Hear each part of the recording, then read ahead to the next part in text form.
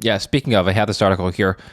Said in a statement, Capital will fund investments in world-class AI compute infrastructure to meet its unprecedented customer demand. Look, the guys at Google are smarter than me.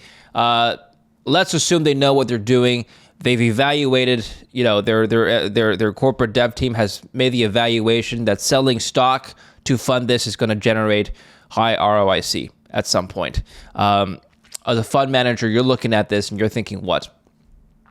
I think I would do 100% exactly what they did. When the ducks are quacking, you feed them. Okay? And that's exactly what they're doing. They're not calculating whether they're going to get a higher than historic return on invested capital off this. What they're calculating is we can raise cheap money because at a, call it inverse, 3% equity yield or wherever they're trading right now, that's cheap capital, and we can always buy it back in on a major correction from cash flow, assuming that they do get the return on invested capital a year to a year and a half out. We're not bearish on the space.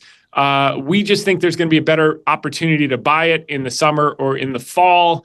Buy the AI trade. We're probably in the fourth or fifth inning of what will be a 9-inning to overtime innings game. But I think in the short term, all the signs are pointing to, if you're buying this stuff that's up, you're going to be the bag holder. It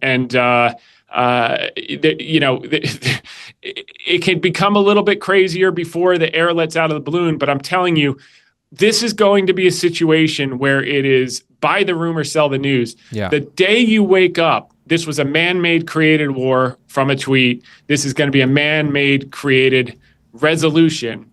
And the minute that resolution is tweeted, whether it's a blink, a pullout, a victory, a good deal, a bad deal, it doesn't matter. There's an election coming up. He's going to get out of it one way or another.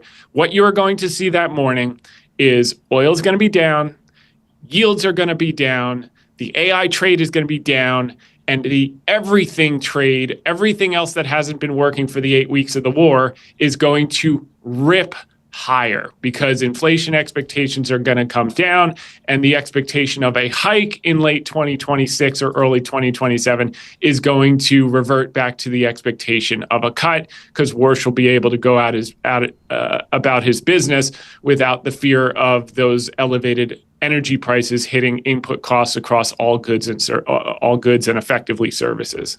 Okay, speaking of what the government wants, we'll come back to the Fed in just a bit. This is from Bernie Sanders, came in last night. Yeah, last night.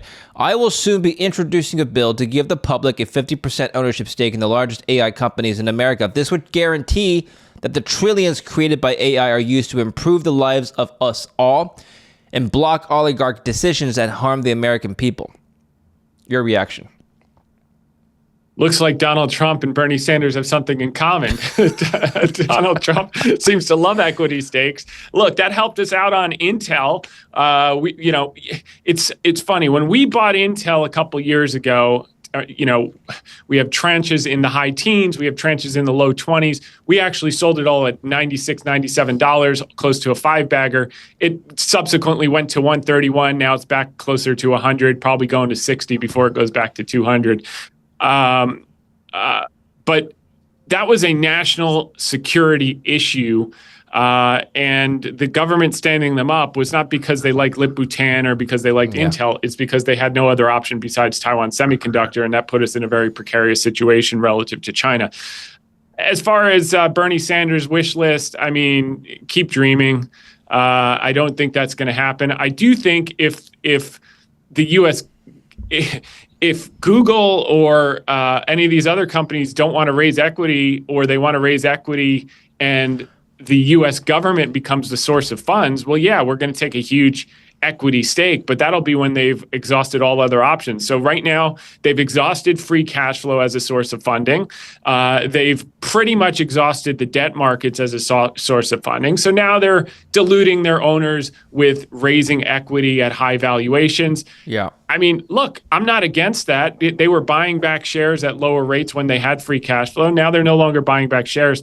I think you got to shift your mind from the AI providers and the AI beneficiaries. And if their thesis on return on invested capital is accurate, and we are going to see that materially in 12 to 18 months, that means real everyday businesses, industrial business, manufacturing businesses are getting value from their services and paying for it. And if they're getting value from their services and paying for it, it means their margins are going up and they're replacing or making efficient some component of labor, some component of intellectual capital.